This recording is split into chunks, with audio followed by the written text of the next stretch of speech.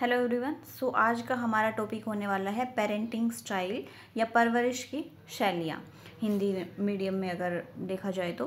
Parenting style को हम पढ़ेंगे और पेरेंटिंग स्टाइल के लिए एग्ज़ाम में अगर कोई वर्ड यूज़ होता है तो वो चाइल्ड रियरिंग वर्ड यूज़ किया जाता है पेरेंटिंग स्टाइल, या उसके अलावा चाइल्ड रियरिंग वर्ड भी यूज़ होता है।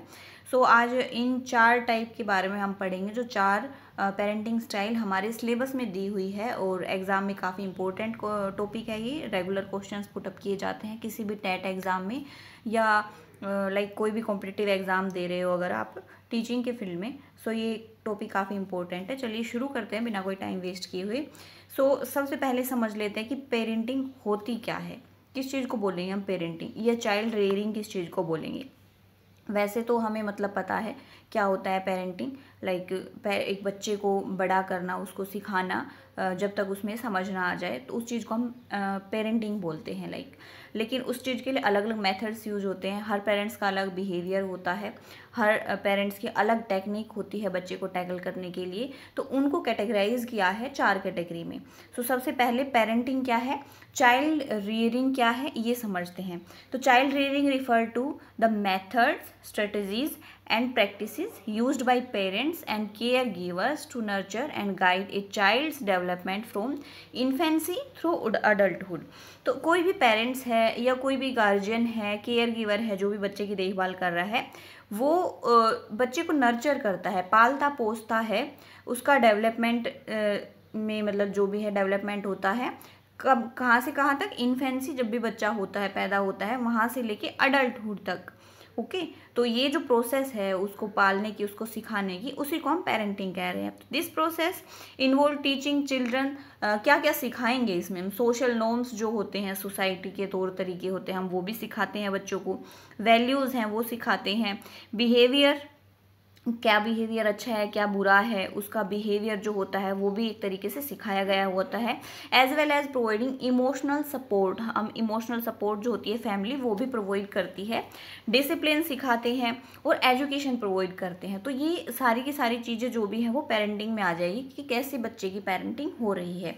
पेरेंटिंग और child rearing promote and support the physical, cognitive, social, emotional and educational development from infancy to adulthood. तो जो भी हमारे डेवलपमेंट के एस्पेक्ट हैं, फिजिकल डेवलपमेंट हो गया, cognitive development, social development, emotional development, educational development, वो सारे के सारे कवर हो जाएंगे पेरेंटिंग के अंदर, क्योंकि पेरेंटिंग का बहुत ज़्यादा इफेक्ट पड़ता है जो भी हमारे डेवलपमेंट होते हैं, ऑल ओवर डेवलपमेंट होता है किसी भी बच्चे का, उसके ऊपर। यहाँ पे 4 तरीके की मेन पेरेंटिंग है वो रिप्रेजेंट की गई या बताई गई, किसके द्वारा, डायना बर्मिन के द्वारा। मेन नाम इन्हीं का लिया जाता है। ये नाम भी आप याद रखना, टेट के एग्जाम में पूछ सकता है। डायना बर्मिन, इन्होंने इंट्रोड्यूस की थी 4 टाइप की पेरेंटिंग। कौन कौन सी है वो, परमिसिव, अथॉरिटेटिव, नेग्लेक्टफुल एंड अथॉरिटेरियन, ये 4 पेरेंटिंग के बारे में उन्होंने बताया। इनके साथ वैसे और भी थे, 2 लोग और थे, लेकिन उनका नाम ऐसे कुछ सामने नहीं आता, जैसे ऑब्जेक्टिव या कोई ऐसे पूछता है पेरेंटिंग के बारे में तो हम डायना बर्मिन का नाम ही लेते हैं। ये हो गया, ये एक पिक्चर है, आप इसके थ्रू समझ सकते हो कौन चारों में मतलब क्या क्या चीज़ें बताई हो सकती है। पहला है अथॉरिटेटिव पेरेंटिंग। अथॉरिटेटिव में जैसे समझ रहे हो एक फ्रेंडली नेचर होता है, बच्चे का भी उतना ही इन्वॉल्वमेंट है, पेरेंट्स का भी, दोनों के जो भी सोच विचार हैं जो भी हैं वो इक्वल इम्पोर्टेंस रखते हैं दोनों। अपनी कोई ऐसे मतलब सोच समझ के दोनों की बातें इक्वली रखी जाती है, फिर कोई डिसीजन लिया जाता है। फिर अथॉरिटेरियन है, इसमें पेरेंट्स है वो इंस्ट्रक्शन दे रहा है बच्चों को, जैसा पेरेंट्स कहेगा वो बच्चों को मानना है। बच्चों की तरफ से ऐसा कोई रिस्पॉन्स नहीं लेता पेरेंट्स, ना बच्चे कोई ऐसा रिस्पॉन्स दे सकते हैं।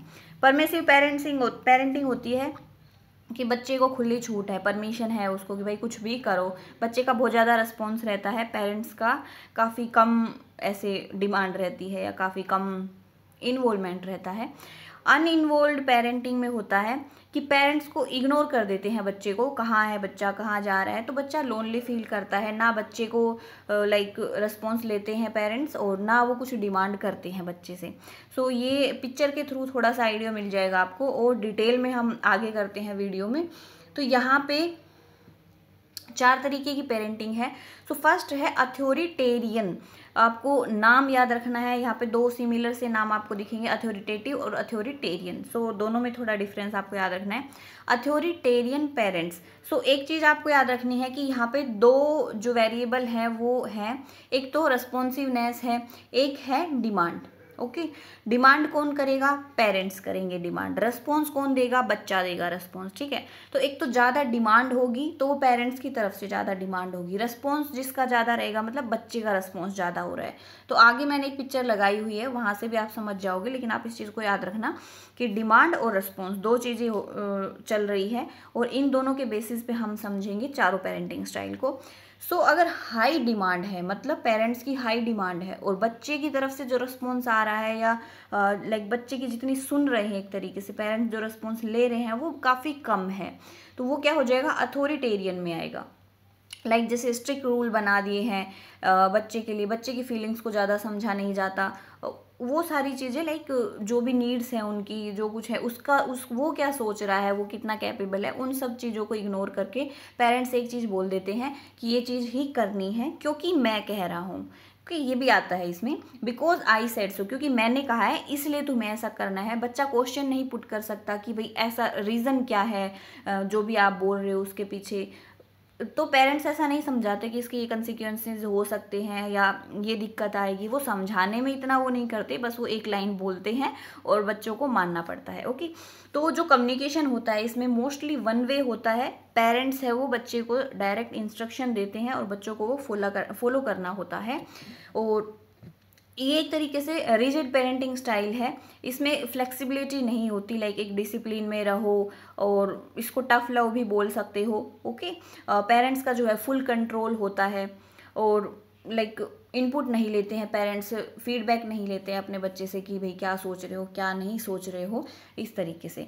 इम्पैक्ट क्या पड़ेगा, मैं इम्पैक्ट साथ साथ करा रही हूँ, चारों के क्या क्या इम्पैक्ट रहेंगे, क्योंकि लास्ट में कराऊंगी तो कन्फ्यूजन हो सकता है। सो हर एक पेरेंटिंग स्टाइल के इम्पैक्ट उनके बाद में ही करा रही हूँ। जो अथॉरिटेरियन पेरेंटिंग स्टाइल है उसका इम्पैक्ट क्या पड़ेगा, अगर पेरेंट्स ही आपको सब कुछ बोल रहा है और आपका फीडबैक नहीं ले रहा है, तो उसमें क्या रहेगा कि जो बच्चा है वो एक तरीके से ओबीडियंट चाइल्ड बन जाएगा, ओबीडियंसी वाली क्वालिटी उसमें आ जाएगी।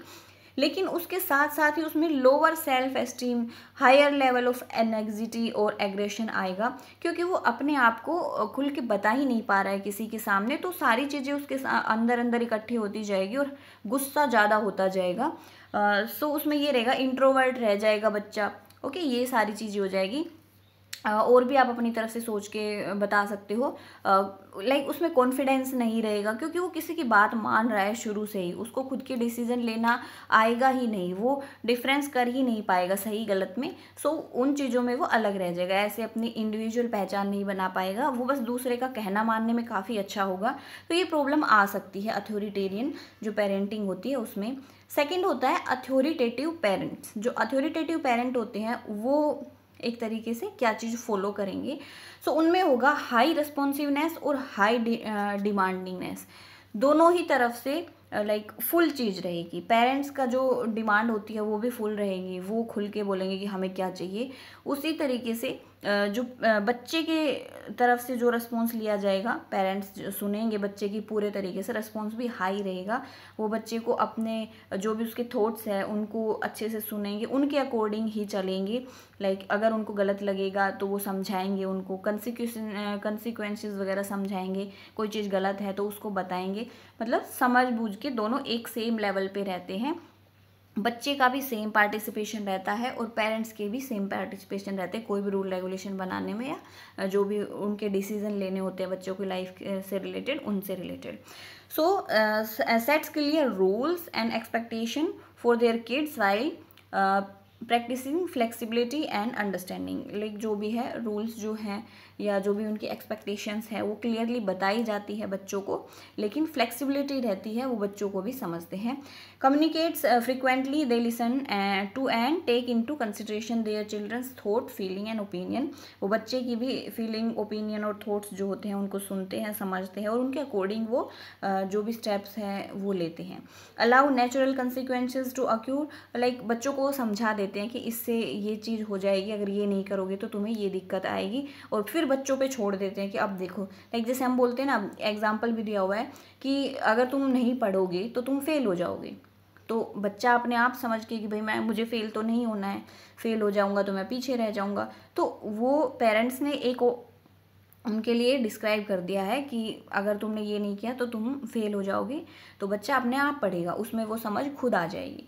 सो ये होता है अथॉरिटेरियन में कि जो नर्चरिंग या सपोर्टिव होते हैं काफ़ी, और बच्चों की नीड्स होती है उनकी साथ मिलकर चलने की कोशिश करते हैं कि बच्चों की नीड्स भी कंप्लीट हो जाए और जो उन्होंने डिमांड रखी है वो भी पूरी हो जाए। काफ़ी ओपन होते हैं, ऑनेस्ट होते हैं, डिस्कशन होता है उन दोनों के बीच में, जो भी रीजनिंग्स और वैल्यू होती हैं वो उनको सिखाई जाती है, और जो भी अथॉरिटेटिव उसमें मतलब आएगा, जिनकी अथॉरिटेटिव पेरेंटिंग हुई होगी, वो सेल्फ डिसिप्लिन रहेंगे वो बच्चे, और खुद से सीख पाएंगे क्योंकि उनको शुरू से ही ये सिखाया गया है, उनकी थॉट्स को सुना गया है, उनको अपनी बात रखने की पूरी आज़ादी मिली है शुरू से, बचपन से ही। तो वो आगे जाके खुद से सीख पाएंगे, खुद के डिसीजन खुद ले पाएंगे, क्या होना है, सेल्फ डिसिप्लिन रहेगा कि मुझे इस टाइम पे ये करना है, क्योंकि वो खुद के बारे में अवेयर रहेंगे हमेशा।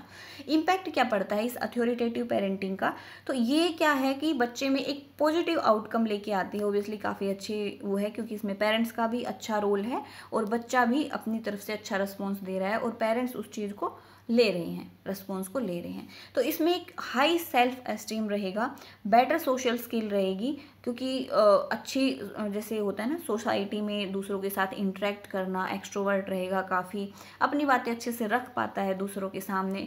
स्ट्रॉन्ग एकेडमिक परफॉर्मेंस रहेगी क्योंकि पेरेंट्स उसको हर टाइम पे चेक करते रहेंगे या उससे पूछताछ करते रहेंगे, जो भी है उसके साथ इन्वॉल्व रहते हैं, तो उनको पेरेंट्स को भी पता होता है कि कहाँ कौन सी चीज़ चल रही है, इसलिए बच्चा भी अवेयर रहता है। थर्ड है हमारी परमिसिव पेरेंट्स। जो परमिसिव पेरेंट्स होते हैं वो क्या करते हैं, उनमें कॉमन ट्रेड्स क्या होगी कि परमिसिव में रिस्पॉन्स बहुत ज़्यादा होता है, बच्चे की तरफ से काफ़ी अच्छा रिस्पॉन्स आता है, काफ़ी एक्टिव रहेगा बच्चा, लेकिन पेरेंट्स की कोई डिमांड ही नहीं होती, उनको लाइक छूट होती है बच्चों को कि आप कुछ भी करो। वो बच्चों के लिए पेरेंट्स कुछ भी करते हैं, लाइक उनको रोकते नहीं है कि आपको कब क्या करना है, सही गलत नहीं सिखाते, उनके लिए कोई रूल्स नहीं होते हैं। सो ये होता है communicates openly and usually let their kid decide for themselves, मतलब पूरा कम्युनिकेशन अच्छा होता है उनका, लेकिन पेरेंट्स डिमांड नहीं रखते कि आपको आगे ये करना है, या आपको लाइक सुजेशन नहीं देते कि आप ऐसे करोगे तो, जैसे अथॉरिटेटिव में दिया था पेरेंट्स ने, उस तरीके से परमिसिव में नहीं होता। बच्चे खुद के बारे में खुद डिसाइड करते हैं कि उनको क्या करना है, पेरेंट्स कोई डायरेक्शन नहीं देते हैं उनको। Rules and expectations are either not set और रेयरली एनफोर्स्ड, कोई रूल नहीं बनाए जाते और उन पे ऐसी कोई फोर्स नहीं किया जाता कि आपको ये चीज़ें करनी है। Great learn to keep their kids happy, parents जो हैं वो अपने बच्चों को खुश करने के लिए ऐसी ऐसी चीज़ें भी करते हैं कि उनको लॉस उठाना पड़ता है। परमिसिव में यही चीज़ होती है।